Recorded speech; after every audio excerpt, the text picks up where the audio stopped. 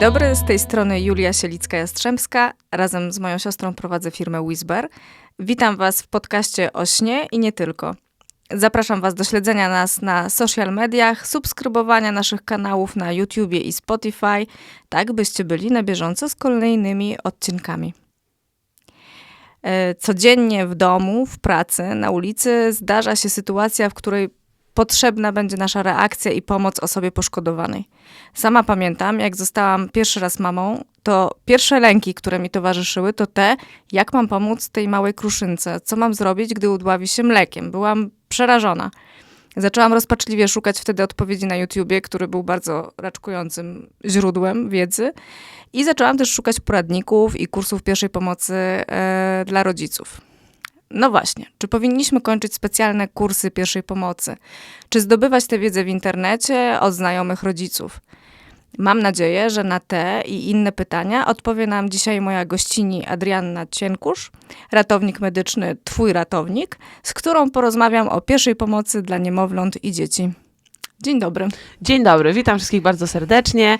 Tak jak już mnie tutaj przedstawiłaś, jeszcze raz powtórzę, nazywam się Ada Cienkusz, jestem ratownikiem medycznym. No i dzisiaj bardzo się cieszę i dziękuję bardzo za zaproszenie, że będę mogła się podzielić tą wiedzą, ponieważ jest to bardzo istotne, żeby rodzice wiedzieli, jak właśnie pomóc swoim dzieciom, z tego względu, że to oni są pierwsi na miejscu zdarzenia, to oni mają z nimi pierwszy kontakt, no i to od nich zależy, czy dana akcja skończy się sukcesem. Tak, opowiedz trochę o sobie, kim jesteś i czym się na co dzień zajmujesz, a potem przejdziemy do konkretów. Więc tak, jeżeli chodzi o mnie, to ja na co dzień pracuję zarówno w karetce, jak i w szpitalu. Teraz mam chwilę przerwy z racji tego, że opiekuję się 4-miesięczną Helenką aktualnie. Natomiast dodatkowo razem z moim zespołem prowadzimy firmę Twój ratownik, która zajmuje się właśnie szkoleniami z zakresu pierwszej pomocy. Stricte specjalizujemy się właśnie tutaj w tej pierwszej pomocy dzieciom, czyli pomagamy rodzicom.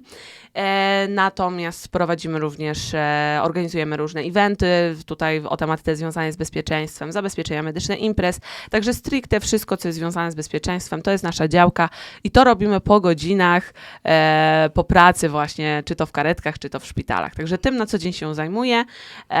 No i w międzyczasie też przyjeżdżam właśnie na wywiady, tak jak już powiedziałam, żeby dzielić się tą wiedzą. Super. Słucha nas wielu młodych rodziców, którzy, tak jak ja, jak byłam młodą mamą, dalej jestem młoda, ale już moje dzieci są trochę starsze, ale bardzo są zaniepokojeni często, jak mają zareagować, czy mają reagować, czy powinni cokolwiek robić, czy tylko zadzwonić po karetkę, czy właśnie pomoc jakąś medyczną. I powiedz na początek, jakie niebezpieczne sytuacje, zdarzenia domowe, takie właśnie rodzinne, zdarzały ci się najczęściej? W sensie, co jest takie kluczowe, nie mówię o jakichś takich dramatycznych sytuacjach, ale takich właśnie standardowych potrzebach wzywania karetki, ale gdzie wcześniej potrzebna jest ta pomoc rodzica? Takim najczęstszym wezwaniem pogotowia to jest do przypadku zadławienia zachłyśnięcia, czyli w pierwszych miesiącach życia, jak maluszek jest na świecie i mama karmi piersią czy butelką, no to co się może wydarzyć, to zachłyśnięcie, tak, mlekiem. No i tutaj już może być potrzebna ich pomoc i często się zdarza tak, że w czwartej dobie życia się takie sytuacje zdarzają.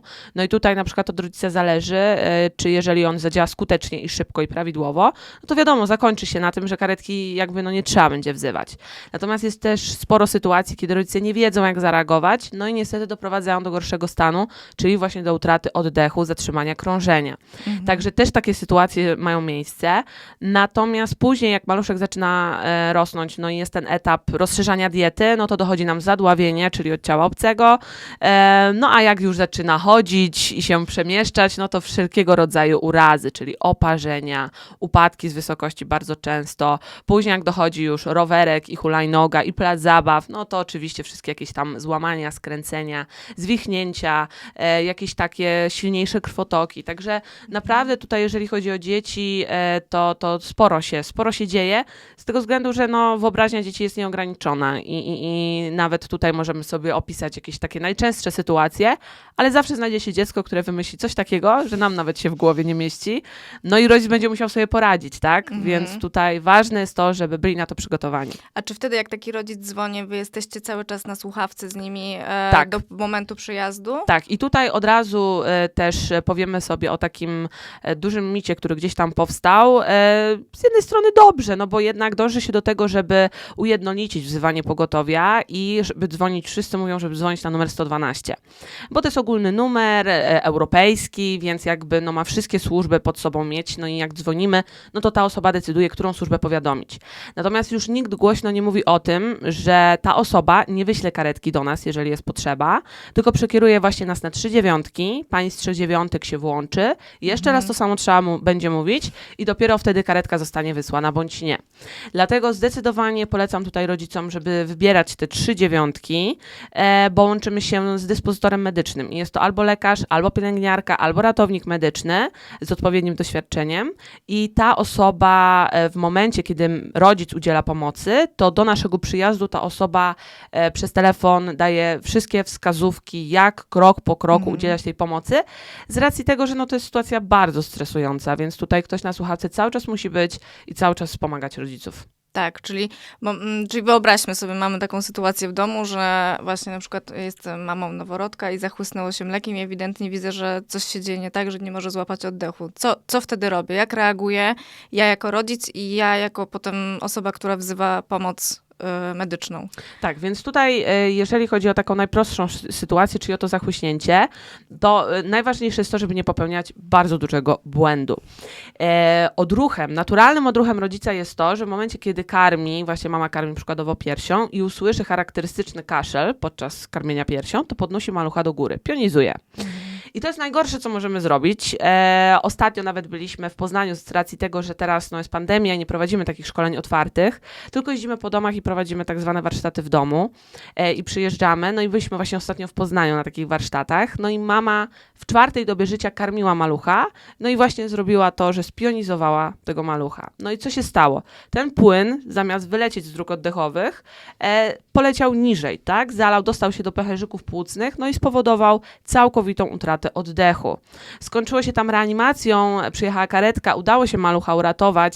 Niestety musiał później być przez dłuższy czas w szpitalu.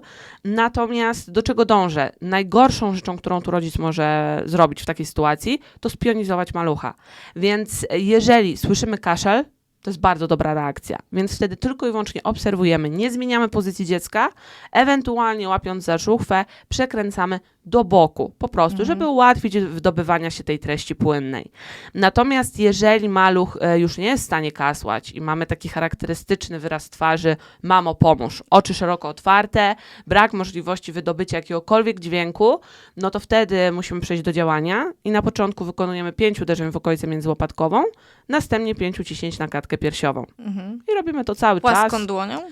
Nie, robimy taką łódeczką i nie robimy też tak od góry, jak oklepywanie bardzo często przy chorobie, tylko takim ruchem posuwistym ku górze 5 razy, no i musimy zrobić to dosyć mocno, bo znowu, jeżeli to będzie lekkie oklepywanie, no to my to możemy robić bardzo długo, a nie pozbędziemy się tutaj tej przyczyny, tak?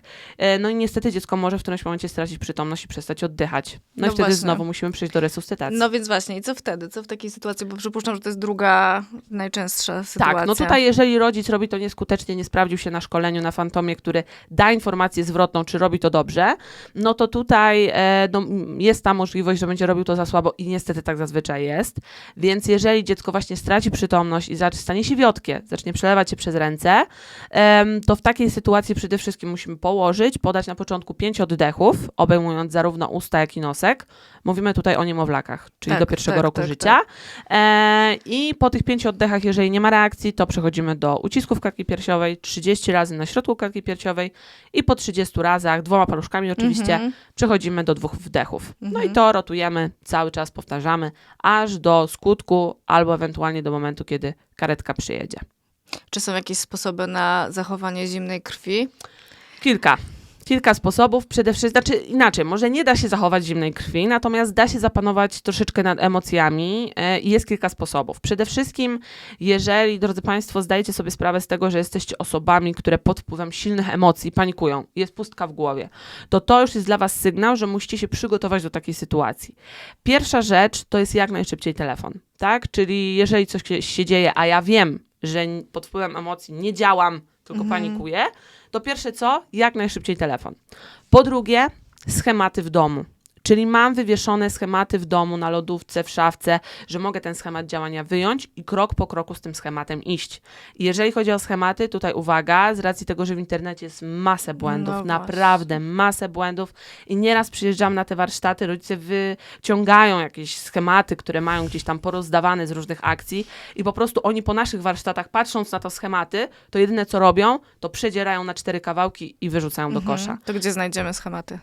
Zaraz o tym powiem, tak? Zaraz do tego wrócę.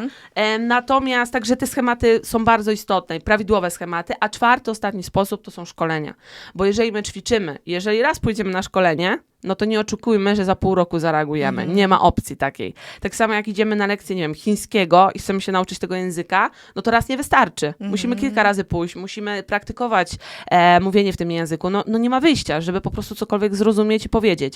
I tak samo jest z pierwszą pomocą. Tak? Także to są takie 3 sposoby dla każdego. Natomiast wracając do tych schematów jeszcze, w Polsce obowiązują wytyczne Europejskiej Rady Resuscytacji. To są takie normy, które zmieniają się co 5 lat. Najnowsze są z zeszłego roku. Także przez 5 lat nic się zmieniać tutaj nie będzie, jeżeli chodzi o tą teorię i jak najbardziej one są ogólnodostępne. Tam są oczywiście rozdziały dla nas, dla medyków, ale są też rozdziały o pierwszej pomocy. Fakt, że są pisane trochę takim językiem medycznym, więc dla osoby, która nie ma nic wspólnego z medycyną, mogą być jakby tutaj trudności w zrozumieniu niektórych rzeczy. Dlatego na przykład my na swoim Instagramie, na Facebooku edukujemy rodziców na podstawie tych wytycznych. Zresztą mamy też różne schematy do pobrania, więc jak najbardziej zamieniamy tą wiedzę taką medyczną na prostszy język, tak żeby była łatwiej przyswajalna dla każdego. Super. A powiedz mi, co powinno się znaleźć w takiej apteczce maluszka? Wiesz, no wiadomo, że są jakieś dyfuzory do noska, aspiratory i tak dalej, ale co powinno być faktycznie z twojego doświadczenia tak naprawdę? Co powinien rodzic mieć pod ręką oprócz nożyczek i dyfuzora do noska? Tak, więc tutaj od razu lokowanie produktu. Słuchajcie, na naszym można pobrać u nas e-booka, bezpłatnego e-booka z 24 niezbędników w apteczce malucha. I tam znajdziecie wszystkie takie rzeczy, które są faktycznie najpotrzebniejsze i które są na podstawie naszych wyjazdów i naszego doświadczenia. Także zapraszam do pobrania, tak żeby każdy rodzic mógł sprawdzić, co ma w domu i czego mu brakuje. Natomiast to są rzeczy jakby na cały okres tak naprawdę niemowlęcy, plus już ten okres dziecięcy też, czyli powyżej 1. roku życia, bo tam wiadomo, że wchodzą nam te urazy, więc sporo jest tych rzeczy. Natomiast takie na start, początkowe. Na start to jest kilka rzeczy i to jest przede wszystkim, tutaj powiedzieliśmy sobie o aspiratorze, natomiast on jest bardzo istotny z tego względu, że jedna kwestia to jest pielęgnacja, a druga kwestia to jest ratunkowa. Niemowlaki oddychają do 6-7 miesiąca głównie przez nosek. Jeżeli w tym nosku będzie zbyt dużo wydzieliny, jeżeli będzie tam zaschnięte mleko, które się będzie cofało wskutek karmienia, to niestety może dojść do duszności takiego niemowlaka. Jak to się objawia? Ruszają się skrzydełka nosa. Bardzo szybko. Jeżeli to widzimy, no to musimy bardzo szybko taki aspirator użyć, bo jeżeli tego nie zrobimy, no to po prostu maluch przestanie oddychać. Także tutaj są te 2 aspekty przy tym aspiratorze. Jedna pielęgnacyjna, druga ratunkowa, ale podkreślam tą ratunkową przede wszystkim. Także aspirator. Druga sprawa, sól fizjologiczna, wiadomo, bo to do wszystkiego się przyda, także to też musi być. Pomijam leki, bo leki tutaj, te wszystkie witaminy D i tak dalej, to już z lekarzami jakby ustalamy indywidualnie, bo każde dziecko jest inne.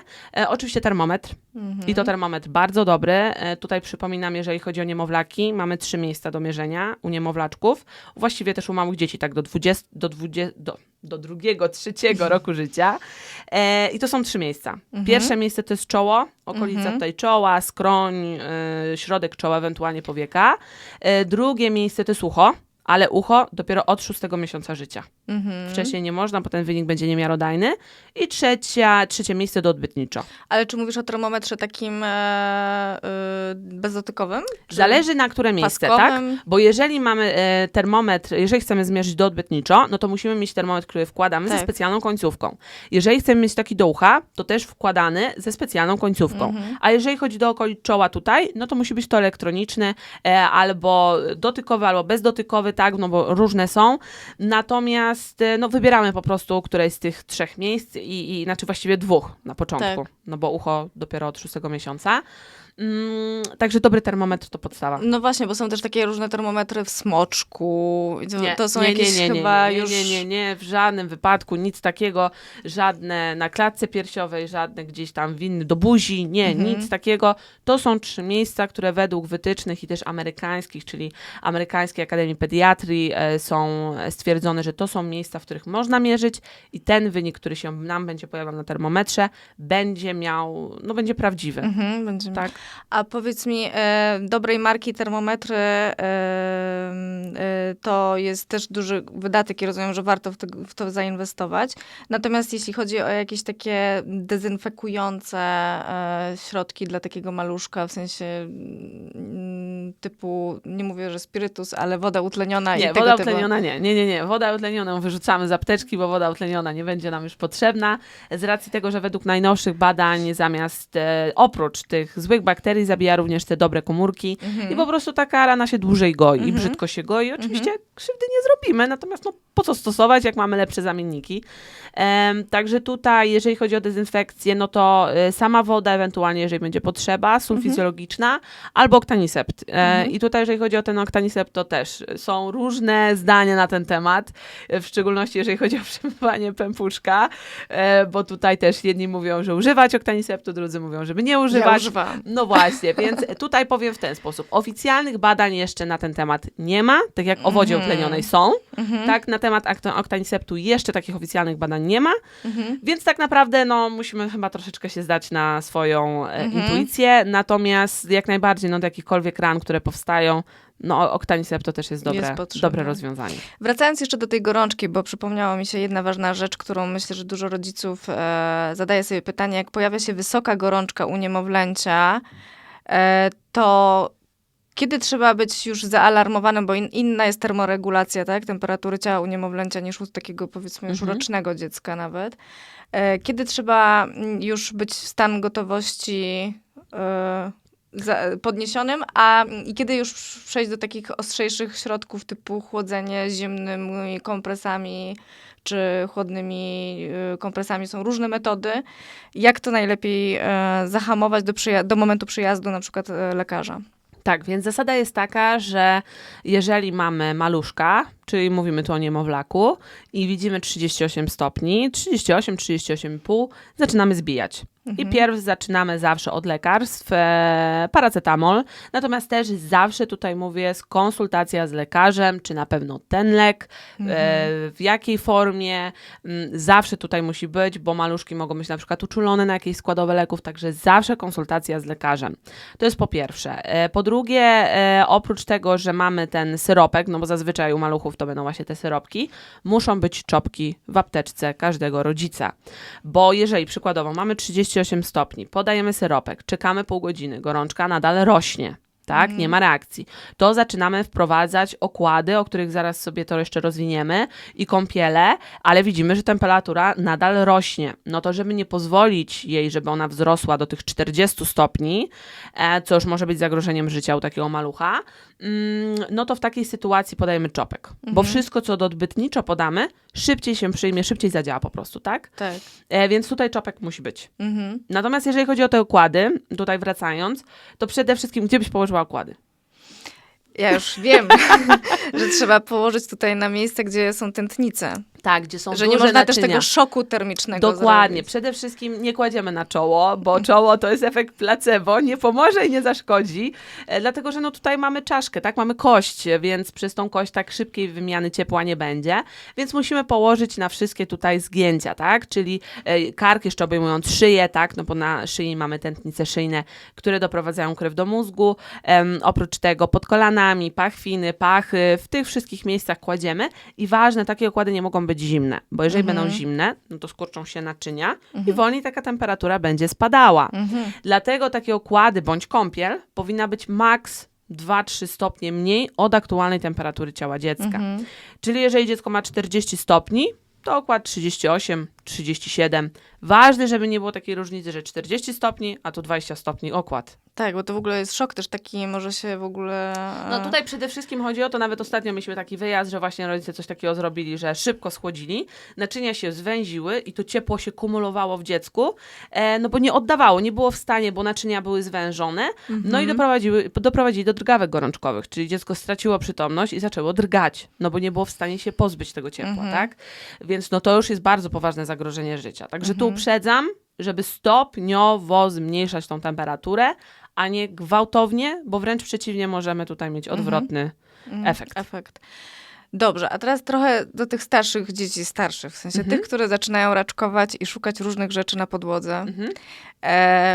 Mówiłaś o zadławieniach.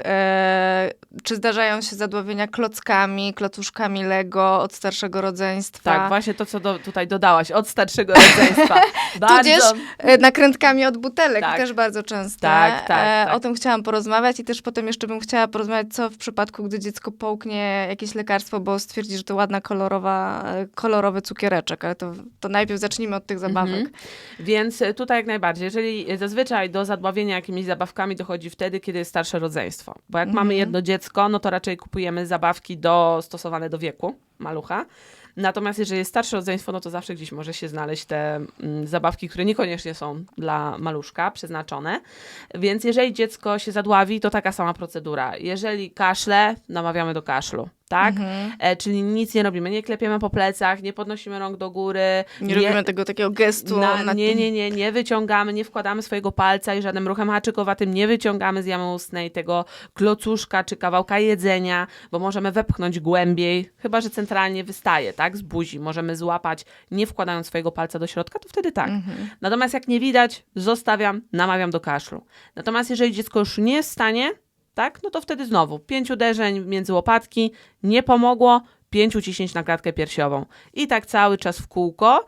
Jeżeli chodzi o dzieci powyżej 1 roku życia, to zamiast uciśnięć na klatkę piersiową robimy 5 uciśnięć nadbrzusza, czyli tak zwany rękoczyn Heimlicha, który myślę, że nieraz osoby widziały gdzieś tam, no bo to też robimy u osoby dorosłej. Że to wtedy wypycha powietrze, tak? Uciskamy nadbrzusze i wywołujemy to właśnie, że powietrze może cofnąć, tak, to ciało obce i znajdzie się na zewnątrz. Także, no i znowu, jeżeli straci przytomność i stanie się wiotkie, no to przechodzimy do resuscytacji. Tak. Taka sama procedura. No a co z tymi lekarstwami? Więc tak, jeżeli chodzi o lekarstwa, no to tutaj koniecznie. Jeżeli przyjmujemy jakiekolwiek leki, przede wszystkim trzymamy to z dala od maluchów. Jeżeli przyjmujemy jakieś silne leki, no bo różne rodzice leki przyjmują, to absolutnie musimy to bardzo głęboko chować, żeby maluch nie miał do tego dostępu. Jeżeli nam się wydaje, że mógł połknąć jakieś lekarstwo, nie jesteśmy pewni, zawsze jest lepiej zadzwonić na pogotowie, zapytać się, porozmawiać, ewentualnie jeżeli karetka nie przyjedzie, to dyspozytor powie, do jakiego lekarza się zgłosić, gdzie pojechać z takim maluchem. Natomiast no tutaj powinniśmy reagować z tego względu, że teraz dziecko czuje się dobrze, nie oznacza, że za 10 minut nie poczuje się tragicznie i dojdzie do tej tragedii. U dzieci ten stan bardzo szybko się zmienia i nawet jak teraz jest to nie oznacza, że za chwilę nie będzie bardzo źle. Dlatego jeżeli rodzic przypuszcza, to jak najbardziej dzwonimy na pogotowie w pierwszej kolejności. No i w zależności od sytuacji, też ewentualnie od jakiego lekarstwa, że podejrzewamy, że jakieś konkretne lekarstwo mógł połknąć, no bo inaczej jak będzie, to powiedzmy będą to jakieś psychotropy, tak, a inaczej jak to będzie witamina C, tak, więc tutaj zawsze po rozmowie z dyspozytorem medycznym on podejmuje decyzję i powie wtedy, co robić. Dobrze, a wrócę jeszcze znowu do tych niemowląt i bezpieczeństwa zabawek. Ostatnio widziałam taką metodę sprawdzenia wielkości zabawek bezpiecznych dla niemowląt poprzez wkładanie do rurki po papierze toaletowym. Że w ten sposób się ocenia szerokość. W sensie jak przechodzi przez rurkę, to znaczy, że jest to niebezpieczna zabawka. Ale to jest taka domowa metoda sprawdzenia, gdyby ktoś miał wątpliwości, czy dostał od babci za małą zabawkę. Natomiast nasze zabawki Whisper są tak skonstruowane, zresztą ja odpowiadam za bezpieczeństwo i tworzenie tych zabawek bezpiecznie, tak żeby one nie leżały w łóżeczku malucha. Mamy tutaj bezpiecznie wszyte magnesy, dodatkowe kieszonki, żeby zaczepić je na zewnątrz nawet No właśnie, łóżeczka. widziałam. Lub gdzieś tam na obrzeżach łóżeczka, tak żeby po prostu nie doszło do śmierci łóżeczkowej. Czy możesz Tak. opowiedzieć trochę o tym, czy to się zdarza faktycznie, czy to jest jakiś mit i przesadzone reakcje też głównie świata zachodniego. Powoli to wchodzi do nas, do Polski, takie właśnie oczyszczanie łóżeczek ze wszelkich elementów, poduszeczek, kocyków, tych ochraniaczy i w taki sposób przygotowywanie posłania dla dziecka, żeby nie miało możliwości przyduszenia się. Dokładnie. Więc tak, jeżeli chodzi o nagłą śmierć łóżeczkową, to przede wszystkim było bardzo dużo przypadków w Stanach Zjednoczonych i to ze Stanów, bo tam zaczęli badać te przypadki nagłej śmierci łóżeczkowej. W latach 90. było ich bardzo dużo. No i wtedy amerykańscy naukowcy zaczęli badać, dlaczego do tego dochodzi. I nie znaleźli przyczyny konkretnej, natomiast wypuścili kilka rad odnośnie tego, jak można zmniejszyć bądź zwiększyć ryzyko wystąpienia nagłej śmierci łóżeczkowej. Amerykanie zaczęli się do tego stosować, do tych rad i w ciągu kilku lat zmniejszyli przypadki, jakby ilość przypadków tej nagłej śmierci łóżeczkowej o 20%, więc to jest naprawdę sporo, więc te rady działają. Natomiast jeżeli chodzi tutaj o nasze podwórko polskie, no to przykładowo, jak patrzyłam na statystyki GUS-u z 2018 czy 2019 roku, no bo teraz przez pandemię, no to wszystko te statystyki później będą do nas, że tak powiem, spływały, to był jeden przypadek nagłej śmierci łóżeczkowej w całej Polsce przez cały rok. Także naprawdę to są bardzo rzadkie sytuacje. Natomiast no wiadomo, że dzieci, które rodzą się przedwcześnie, z niską masą rodzeniową, mają wady wrodzone, no są bardziej narażone jednak na tą nagłą śmierć łóżeczkową niż te zdrowe.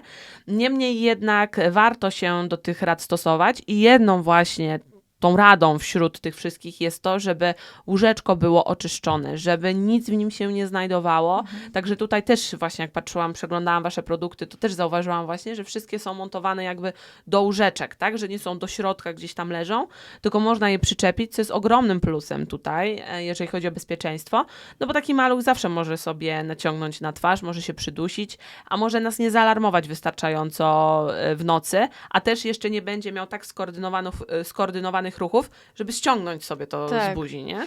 Zwłaszcza, że młodzi rodzice są bardzo zmęczeni często, budzą się z opóźnieniem. Tak, oczywiście, więc tutaj no może się to przydarzyć, więc eliminujemy ten czynnik. Natomiast jeżeli chodzi o tutaj, że idzie jakby moda z zachodu, żeby oczyszczać łóżeczka, wydaje mi się, że chyba wręcz przeciwnie. Tutaj nie idzie moda, ze Stanów oczywiście są te normy, natomiast jeżeli chodzi w ogóle o rynek parentingowy i o to, ile jest produktów dostępnych, to po prostu jak my czasem przyjeżdżamy do tych domów i widzimy, co rodzice mają w łóżeczkach, no bo to jest modne. Poduszeczka taka, kocyk taki, kołderka taka, otulacz taki. Bardzo często influencerki na Instagramie pokazują, jakie mają piękne łóżeczka dla swoich maluchów, że tam jest miliony rzeczy w tych łóżeczkach. No to nie jest bezpieczne. No a rodzice jednak patrzą na to, no i później kupują i nie zdają sobie sprawy z tego, jak to może być niebezpieczne. Także no niestety tendencja jest jeszcze taka, że chyba ta reklama i ten rynek rządzi się swoimi prawami. Czyli wnętrze może być ładne, ale łóżeczko niech pozostanie jednak oczyszczone ze wszelkich dodatkowych, niepotrzebnych elementów. Jakiekolwiek kołderki. Maluchy powinny spać albo w rożku, albo w śpiworku. Natomiast, drodzy Państwo, drogie mamy, jeszcze przyjdzie czas na piękne kołderki, kocyki, poduszeczki. Jeszcze zdążycie. Wszystko po pierwszym roku życia. Do pierwszego roku życia eliminujemy wszystko, żeby nie zagrażało maluchowi, a później naprawdę jeszcze się tym wszystkim nacieszycie. Dobrze. No właśnie, to teraz te szkolenia. Skąd zdobywać wiedzę? Powiedz tak po swojemu, w sensie i zawodowo, i jako matka. Gdzie możemy zdobyć rzetelną wiedzę na temat takiej pierwszej pomocy, reakcji, właśnie jakieś schematy działania? Czy są jakieś w internecie dostępne takie filmy? Czy są na jakichś oficjalnych stronach, nie wiem, Ministerstwa Zdrowia takie informacje? Nie ma. Są, ale są błędne. Słuchajcie, to jest po prostu... Dobrze, to powiedz po kolei, tak żeby po prostu nasze słuchaczki i słuchacze wiedzieli, gdzie faktycznie się kierować, bo po prostu wujek Google, którego kochamy, po prostu może też zwieść na manowce. Gdzie trafić dobrze i konkretnie? Jeżeli chodzi o błędy, tutaj dobrze, że to poruszyliśmy, z racji tego, że my od 2 lat spisujemy z naszym zespołem wszystkie błędy, które rodzice popełniają na miejscu zdarzenia, czyli jak my przyjeżdżamy, to widzimy, jakie błędy popełniają, plus to są błędy, które rodzice przychodzą do nas na szkolenia i mówią, że byli na innym szkoleniu i im ktoś mówił, że trzeba robić tak i tak i tak, co jest w ogóle niezgodne z wytycznymi, z aktualnymi normami, no plus błędy w internecie, które się gdzieś tam pojawiają na różnych forach i serwisach, a przypominam, no, że tych grup dla mam jest naprawdę sporo i jakichś tam portali i naprawdę tych błędów jest bardzo dużo. No my przez 1,5 roku znaleźliśmy 57 błędów w udzielaniu pierwszej pomocy tylko dzieciom. Tylko dzieciom. Ja już nie mówię o starszych dzieciach, o dorosłych.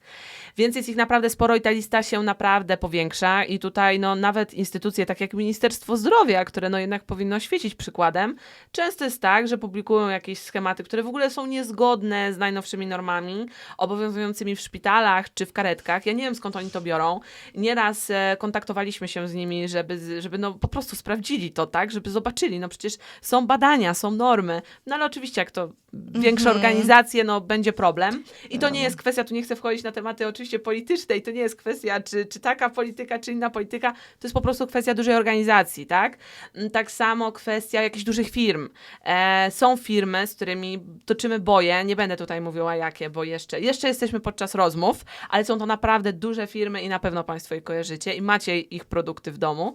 No i właśnie one wypuszczają różne schematy, to o czym powiedziałyśmy sobie tutaj, rozdają rodziców, przysyłają, dokładają do tych paczek z tymi produktami.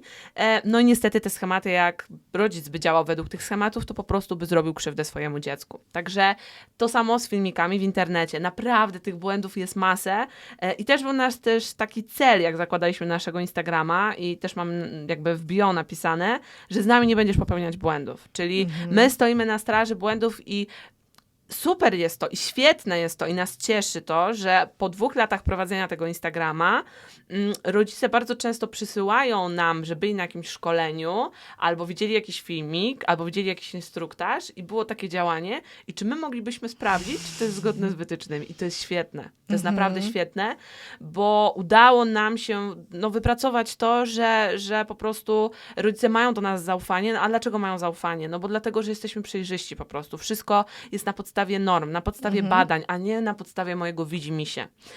Dlatego też bardzo jest istotne, że jeżeli wybieramy już szkolenie i decydujemy się na szkolenie, to przede wszystkim sprawdzić, kto takie szkolenie prowadzi.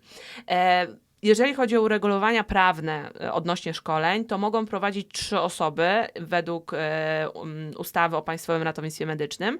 I są to ratownicy medyczni, albo pielęgniarka, która pracuje w karetce, albo lekarz, który też pracuje w karetce. Natomiast w związku z tym, że nie ma organizacji, która mogłaby ścigać takie osoby, że powiedzmy ja jestem sobie panem Iksińskim, panią Iksińską i stwierdzam, że chcę szkolić. To nie ma organu, który mógłby mi wlepić mandat za to, że robię coś, co jest niezgodne z przepisami. Nie jest to uregulowane. Dokładnie. Więc robi to każdy. No i później tacy rodzice ufają, płacą bardzo często duże pieniądze, bo jak do nas spływają informacje, jak takie szkolenia potrafią kosztować, to my się za głowę łapiemy. No i później taki rodzic na takie szkolenie ma jakąś tą wiedzę, tylko że ta wiedza jest błędna, jest niezgodna z najnowszymi normami, więc przede wszystkim sprawdzamy, kto prowadzi szkolenie, czy jest to osoba czynnie pracująca w karetce i ma to doświadczenie i ma kontakt z dziećmi i reanimowała chociaż raz dziecko i miała dostęp w ogóle do dziecka i dotykała dziecko kiedykolwiek pod kątem medycznym. A druga sprawa to jest źródło. Zawsze, drodzy rodzice, możecie tego wymagać i wymagajcie tego, żeby zapytać się, pan mi coś mówi, ale na podstawie czego to jest? Jeżeli ta osoba powie wytyczne Europejskiej Rady Resuscytacji, super. Ale jeżeli nie będzie w stanie odpowiedzieć na to pytanie, no to dziękuję. Nie mam o czym rozmawiać. Także ważne jest to, i to samo się tyczy filmików. Jeżeli zobaczę coś na filmie, zapytajmy się tego twórcy. No przecież ktoś tworzy te filmy. Tak? No oczywiście jak będzie to filmik, nie wiem, jakiejś tam dużej firmy, korporacji czy instytucji, no to pewnie nam nie odpiszą. Ale jak to będzie pana, który ma zdecydowanie mniejsze zasięgi niż jakieś większe instytucje, no to taka osoba nam odpisze. Jeżeli odpisze, że jest to na podstawie wytycznych Europejskiej Rady Resuscytacji, to jest super. Jeżeli nie będzie w stanie powiedzieć, to w ogóle na to nie patrzymy. A czy są jakieś takie książki, bo wiem, że są takie powiedzmy podręczniki, dosłownie podręczniki, że masz to pod ręką, w obrazkach, właśnie taka pierwsza pomoc dla niemowlęcia, dla dziecka. Czy są takie publikacje, które mogłabyś polecić? Nie spotkaliśmy się z takimi publikacjami do pierwszej pomocy, dlatego też wydaliśmy właśnie swój własny e-book z różnymi schematami. Natomiast, no bo z tym wszystkim, co się, że tak powiem, spotkaliśmy, no to wszystko było błędne. Obrazki są również w tych wytycznych Europejskiej Rady Resuscytacji, także zawsze no, ktoś może też tam zajrzeć. Natomiast, no tak jak mówię, może być troszeczkę problem ze zrozumieniem niektórych sformułowań. No i to tyle. Natomiast no wszystkie książki medyczne, tak? No ale dla rodzica, który no nie jest medykiem, no to nie zrozumie tego. Dlatego no nie spotykaliśmy się jeszcze z dobrą pozycją na rynku, która byłaby zgodna z wytycznymi. Nawet powiedziałabym więcej, jak są często jakieś książeczki dla dzieci o pierwszej pomocy, to często nawet w takich książeczkach potrafią być błędy i mało jest pozycji, może 1, 2 na rynku, która faktycznie nie zawiera błędów w udzielaniu pierwszej pomocy. Także już od małego te dzieci mogą być atakowane tą wiedzą błędną. Także tutaj też rodzice muszą to sprawdzać. Dobra. No dobrze, tu takie wszystko po prostu niepewne, trzeba wszystko sprawdzić 10 razy, ale chodzi o nasze życie i życie naszych dzieci. Też życie innych, którym ratujemy, nie wiem, chociażby na przystanku, czy gdzieś w jakiejś sytuacji takiej codziennej. Faktycznie trzeba o wielu rzeczach pamiętać, chyba głównie o tym, żeby zachować zimną krew i być przygotowanym na taką sytuację wcześniej, żeby nie było mądry Polak po szkodzie. Bo to nie chodzi o to, żeby panikować. Ja zawsze rodzicom mówimy po szkoleniach, słuchajcie, to nie chodzi o to, żebyście wy wszędzie widzieli zagrożenie. Wszędzie widzieli niebezpieczeństwo. Tylko to chodzi o to, żebyście byli przygotowani. To nawet jak prowadziliśmy taką swojego czasu na Instagramie akcję Bezpiecznik, pokazywaliśmy bez zagrożenia w różnych aspektach życia, to dostawaliśmy takie informacje, zwrotne wiadomości od rodziców, że że oni nie to, że widzą zagrożenie na każdym kroku i się boją, że wszędzie jest zagrożenie, że w wodzie jest zagrożenie, w górach jest zagrożenie, tylko że otworzyliśmy im oczy, że może się to wydarzyć i oni już będą przygotowani i będą wiedzieli, jak zareagować. I to jest super. Tak, to nie jest sianie paniki, tylko to jest po prostu przygotowanie się, które każdy z nas powinien mieć, tylko faktycznie dobrze mieć sprawdzoną tę wiedzę. Tak. Dobrze, to bardzo ci dziękuję. Minęło bardzo szybko, to 40 minut. Ja również bardzo dziękuję. No tak to jest. Tutaj o pierwszej pomocy można mówić i mówić. Tych sytuacji jest po prostu cała masa. Mogłam cię jeszcze zapytać o oparzenia, o sytuację udławienia w foteliku samochodowym, bo to też chyba się zdarza, dlatego często. Nie karmimy dzieci podczas jazdy. Absolutnie, niczym. Dokładnie. Więc pewnie będzie mnóstwo pytań. Zachęcamy was do zadawania tych pytań na naszym kanale na YouTubie. Będą otwarte komentarze i będziemy wywoływać twojego ratownika a my będziemy do odpowiedzi. Dzięki wielkie. Naszą gościnią była Ada Cienkusz z firmy Twój Ratownik i mama 4-miesięcznej Helenki. Dzięki wielkie. Bardzo dziękuję. Pozdrawiam wszystkich.